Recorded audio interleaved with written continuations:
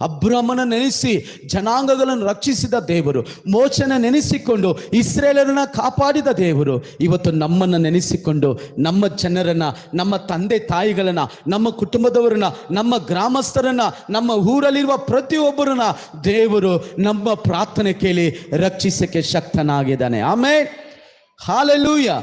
3 ಕಾರ್ಯಗಳನ್ನ three condition ದೇವರು ನಮಗೆ ಹೇಳ್ಕೊಟ್ಟು, ಮೊಟ್ಟ ಮೊದಲು ಏನು ಹೇಳಿದ್ರು ದೇವರು? ಯಾರಾದ್ರು ಹೇಳ್ತೀರಾ? ದೇವರ ವಾಕ್ಯ ಹೇಳ್ತದೆ, ದೇವರ ಕೈ ಮೋಟ ಕೈಯಲ್ಲ, ಆತನ ಕೇಳಲಾರದ ಕಿವಿಡಲ್ಲ.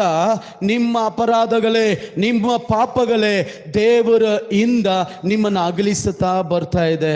ಯಾಕೆ ದೇವರು ನಿಮ್ಮ ಪ್ರಾರ್ಥನೆ ಕೇಳ್ತಾ ಇಲ್ಲ? ನಮ್ಮ ಅಪರಾಧ, ನಮ್ಮ ಪಾಪ. ಅದರಿಂದ ದೇವರು ನಮ್ಮ ಪ್ರಾರ್ಥನೆ ಕೇಳ್ತಾ ಇಲ್ಲ. ಎರಡನೇದಾಗಿ ದಾವೀದನು ಹೇಳ್ತಾ ಇದ್ದಾನೆ,